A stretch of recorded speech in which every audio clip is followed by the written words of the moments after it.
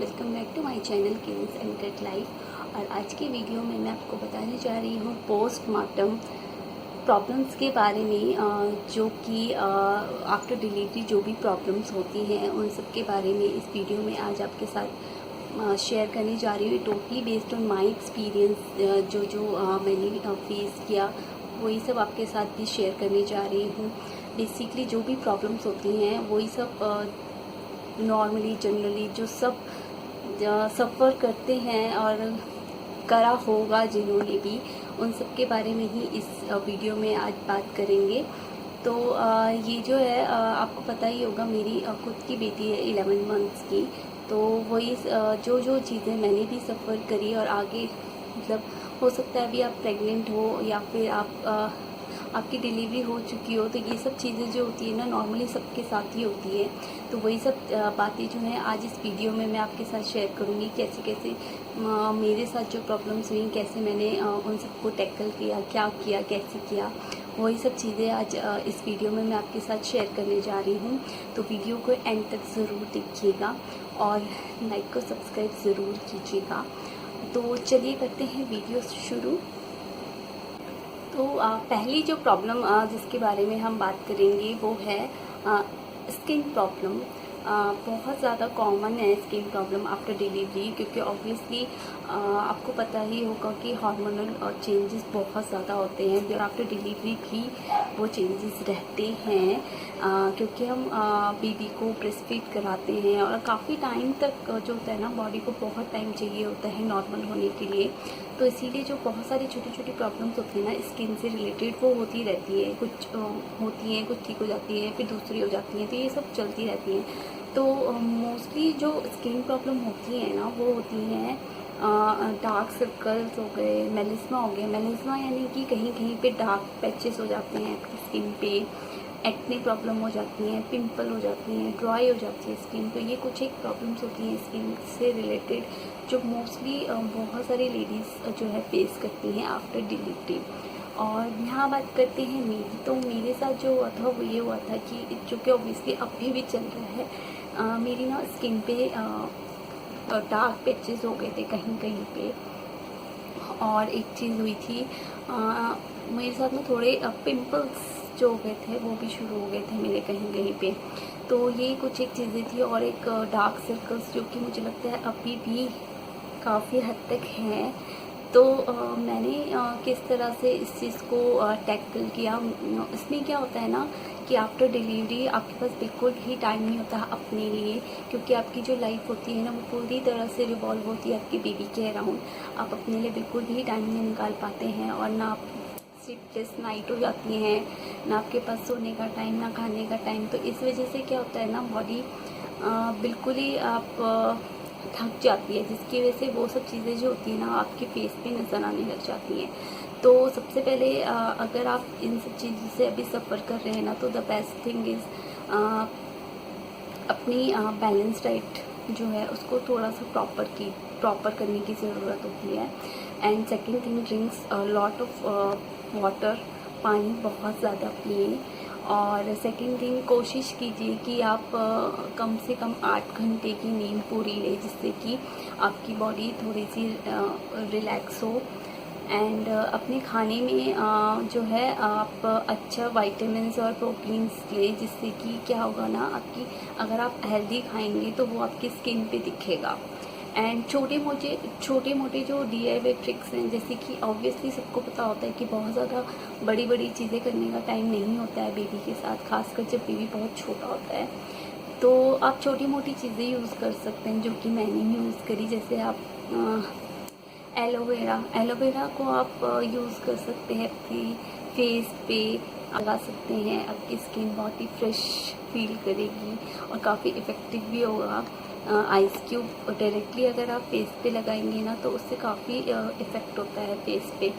And ये छोटी मोटी कुछ चीज़ें हैं, लेकिन द बेस्ट थिंग इज़ अपनी बैलेंस डाइट को इम्प्रूव कीजिए। अपने हेल्थ खाने पीने की जो हैबिट्स है ना उनमें आपको थोड़ा सा इम्प्रूवमेंट करने की ज़रूरत है। कहने का मतलब ये है कि थोड़ा सा टाइम अपने लिए भी निकालिए, क्योंकि क्या होता है ना आफ्टर प्रेगनेंसी आप बिल्कुल भी अपने आप को टाइम नहीं दे पाते हो और बिल्कुल रेस्टलेस हो जाता है ना, बॉडी एकदम थक जाती है, जिसकी वजह से क्या होता है वो सब चीज़ें ना आपके फेस पे दिखने लग जाती हैं। तो बेसिकली जो मेन प्रॉब्लम होती है वो यही होती है, ना आपको सोने का टाइम मिलता है, ना खाने का टाइम मिलता है। तो इसकी वजह से क्या होता है ना, आपकी बॉडी के अंदर चीज़ें ख़राब होने लग जाती हैं, मतलब वो सब चीज़ें आपकी फेस पे, आपके हेल्थ पे इफ़ेक्ट करती हैं। तो यही है, थोड़ा सा इस चीज़ पे आपको अपनी हेल्थ, मतलब कि हेल्थ जो डाइट है जो आपकी खाने पीने की, उस पर इम्प्रूवमेंट करने की ज़रूरत होगी। सेकंड प्रॉब्लम जो बेसिकली बहुत ज़्यादा कॉमन है, मुझे लगता है हर लेडीज़ मतलब आफ्टर प्रेगनेंसीज़ को फेस करती है, वो है स्ट्रेच मार्क्स। और स्ट्रेच मार्क्स क्यों होते हैं ये तो आपको पता ही होगा। एकदम से प्रेगनेंसी के टाइम पे वेट गेन करना, उसके बाद अपना वेट जो प्रेगनेंसी के टाइम पे बड़ा होता है उसको एकदम से लूज़ करना, उसके बाद क्या होता है स्ट्रेच मार्क्स हमारे बेले एरिया में होते हैं, नॉर्मली सबको ही होते हैं। तो वो जो होते हैं ना स्ट्रेच मार्क्स, ऐसे कहा जाता है, मतलब आपने देखा ही होगा कि बहुत सारी लेडीज़ को मतलब जिनकी काफ़ी एज हो चुकी है उनके बेले पे भी स्ट्रेच मार्क्स दिख रहे होते हैं, चाहे वो हल्के हल्के दिख रहे हो। तो लोगों को लगता है कि स्ट्रेच मार्क्स नहीं जाते, किसी के चले भी जाते हैं, किसी के नहीं भी जाते हैं। तो totally depends upon your body, आपकी बॉडी पे, आपकी लाइफस्टाइल पे, आपकी हेल्थ मतलब बैलेंस डाइट पे डिपेंड करता है। तो क्या होता है ना, ड्यूरिंग प्रेगनेंसी ईचिंग जो होती है ना बेले एरिया में, वो होती है, जिसके ऊपर एक मिथ भी है कि आप जितना ईच करोगे उतने ज़्यादा स्ट्रेच मार्क्स होंगे, लेकिन ऐसा नहीं होता है। ईचिंग सबको होती है बेले एरिया में, और काफ़ी सारे डॉक्टर्स जो हैं कुछ स्ट्रेच मार्क्स क्रीम्स भी रिकमेंड करते हैं लोगों को। तो वही है, अगर मैं अपना बताऊँ ना तो फिर मैंने आफ्टर 3 मंथ्स जो है ना कोकोनट ऑयल मसाज शुरू कर दी थी। मैंने भी कहीं पे देखा था या किसी से पूछ रही था, तो उन्होंने मुझे कोकोनट ऑयल रेफ़र किया था और मैंने यूज़ किया और मेरे लिए बहुत यूज़फुल भी रहा, क्योंकि मुझे स्ट्रेच मार्क्स नहीं हुए। हाँ, एंड भी 9th मंथ जब मेरा स्टार्ट हुआ था ना, तो मुझे स्ट्रेच मार्क्स होने स्टार्ट हो गए थे, वो भी रेड कलर के, जो कि पूरी तरीके से जा चुके हैं। तो मैंने डेली 2 टाइम्स मसाज किया, और उस टाइम मैंने आफ्टर 3 मंथ्स स्टार्ट कर दिए थे और मुझे बिल्कुल भी स्ट्रेच मार्क्स नहीं हुए। ईचिंग होती थी लेकिन स्ट्रेच मार्क्स नहीं हुए। तो कोकोनट ऑयल मेरे लिए बहुत बेनिफिशियल हुआ, और मैंने ये पहले से ही स्टार्ट कर दिया था। ऐसा नहीं है कि जब मुझे स्ट्रेच मार्क्स हो चुके थे उसके बाद मैंने लगाना शुरू करा, मैंने इसे पहले से ही स्टार्ट कर दिया था। और ये मैं 2 टाइम यूज़ करती थी, सुबह और शाम, और अच्छे से मसाज करती थी, तो वो मेरे लिए काफ़ी इफ़ेक्टिव साबित हुआ। तो अगर आप अभी प्रेग्नेंट हैं या फिर सोच रहे हैं बेबी प्लानिंग की, तो आप ये एक कोकोनट ऑयल का यूज़ कर सकते हैं मसाज, क्योंकि बहुत नेचुरल है। इसके कुछ साइड इफ़ेक्ट्स तो आई डोंट थिंक सो होंगे। तो आप इसे यूज़ कर सकते हैं। अगर आप पहले से ही इसे अपनी डेली उसमें रूटीन में शामिल कर लेंगे ना, तो हो सकता है कि ये आपको भी इफ़ेक्टिव हो। तो मेरे लिए तो कोकोनट मसाज ऑयल बहुत ही बेनिफिशियल रहा। और तीसरी जो बड़ी प्रॉब्लम जो हम फेस करते हैं, नॉर्मली सभी करते हैं, वो है hair fall. Hair fall problem मुझे लगता है बेसिकली सबके साथ होती होगी आफ्टर डिलीवरी। और इसको लेके कुछ एक मिथ भी हैं, जैसे कि ऐसे कहा जाता है कि ना जब बेबी थोड़ा सा बोलना, मतलब थोड़ा सा कू करना या फिर कुछ बोलना शुरू करते हैं ना थोड़ा थोड़ा, तो मम्मी के जो होते हैं ना बाल बहुत झड़ते हैं, तो ऐसा बोलते हैं। बट ऐसा होता नहीं है, ऐसे होता है एक्चुअली। क्या होता है ना, हेयर फॉल का जो मुझे लगता है बेसिकली रीज़न ये होता है कि आफ्टर डिलीवरी, जैसे कि मैंने आपको पहले भी कहा कि बिल्कुल भी टाइम नहीं होता है ना मम्मी के पास, न्यूली मम्मी के पास, कि वो अपने को पैम्पर कर सके, अपने अपने आप को मतलब अपना बैलेंस डाइट प्रॉपर कर सके। तो क्या होता है, उससे क्या होता है, बाल जो होते हैं एकदम ड्राई हो जाते हैं, क्योंकि हमारे पास टाइम नहीं होता ऑयलिंग करने का, अच्छे से देख रेख करने का। तो उससे ड्राई होने से क्या होता है ना कि हमारे सारे बाल जो होते हैं लूज़, जड़ें जो होती हैं उनकी कमज़ोर हो जाती हैं, और जिससे वो टूटने लग जाते हैं। और हार्मोनल इम्बैलेंस तो होता ही है बॉडी के अंदर। तो इसको क्या होता है, जैसे कि मेरे साथ क्या होता कि मुझे भी पहले से ही पता था कि हेयर फॉल होता है, लेकिन आफ्टर डिलीवरी के 3 मंथ्स के बाद, जब मेरी बेटी 3 मंथ्स की हो चुकी थी, तब तक नहीं हुआ था मेरा हेयर फॉल। लेकिन उसके बाद जब मेरा हेयर फॉल शुरू हुआ, तो वो पूरा एक सिंगल कॉम्ब में मेरे पूरे एक बॉल के बराबर बाल निकलते थे। और मुझे लगा था उस टाइम पे कि हो सकता है मुझे ना कोई स्किन प्रॉब्लम हो गई है, तो मुझे डर्मेटोलॉजिस्ट को दिखाना चाहिए। तो मैं हमेशा यही टेंशन और स्ट्रेस में थी कि ज़रूर मुझे कोई स्किन प्रॉब्लम हो गई, क्योंकि मेरे जो डस्टबिन था ना उसमें सिर्फ मेरे ही बाल होते थे इतने इतने, और वो भी एक सिंगल कॉम्ब जब मैं करती थी। तो इस वजह से तो मैंने कॉम्ब करना भी बंद कर दिया था। तो ये जो प्रॉब्लम होती है ना हेयर फॉल की, वो कम से कम 2 to 3 मंथ्स तक होती है।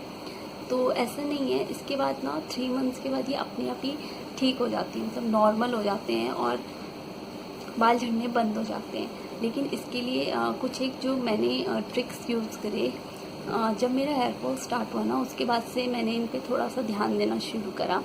और सबसे पहली चीज़ जो मैंने की वो थी हेयर ऑयल मसाज। ऑयल को, कोई भी ऑयल जो आप यूज़ करते हैं, हेयर ऑयल यूज़ करते हैं ना, उसको थोड़ा सा गुनगुना गर्म करके आप अपनी मसाज कीजिए कम से कम हफ्ते में 1 या 2 बार। और ये काफ़ी इफ़ेक्टिव होता है। इससे क्या होता है ना, आपके जो स्कैल्प होता है उसमें ब्लड सर्कुलेशन इंक्रीज़ होता है, जिससे कि क्या होता है, ब्लड सर्कुलेशन अच्छा होता है आपका स्कैल्प का, सर का। और इससे क्या होता है कि आपका हेयर जो होता है ना, हेयर फॉल होने में काफ़ी डिक्रीज़ हो जाते हैं। बालों को अच्छे से पोषण मिलने लग जाते हैं, वो ड्राई नहीं रहते हैं।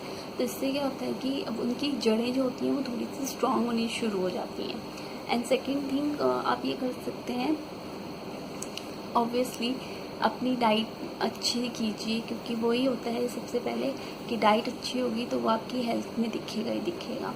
पानी पीजिए और मसाज जो सबसे मोस्ट इम्पॉर्टेंट है, बालों की मसाज।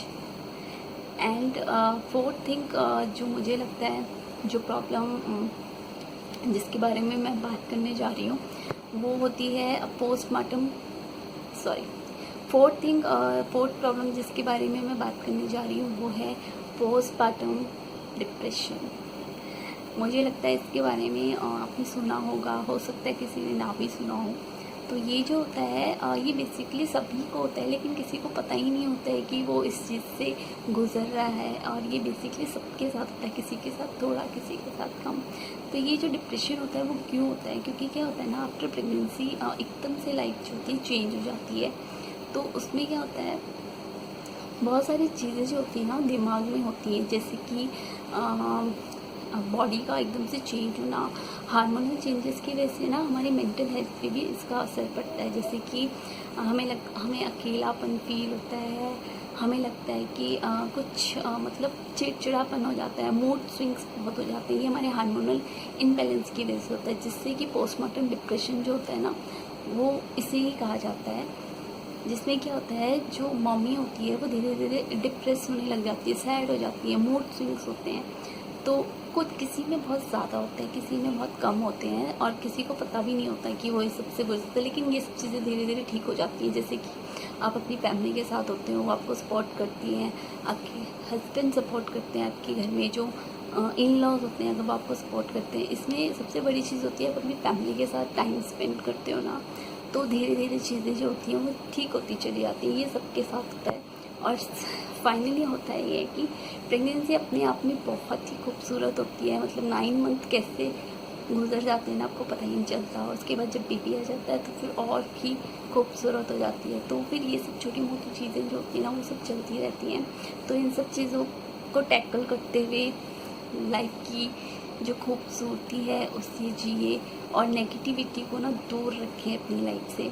तो यही सब चीज़ें जो मैंने आपके साथ शेयर करी, मेरी प्रेगनेंसी में भी मेरे साथ ये सब कुछ हुआ, आई एम श्योर आपके साथ भी हुआ होगा, और या फिर आपके साथ भी अभी चल रहा होगा। तो बिल्कुल भी टेंशन मत लीजिए, ये सब चीज़ें सबके साथ होती हैं। और जब भी सब पीछे चला जाएगा ना तब आप सोचेंगे।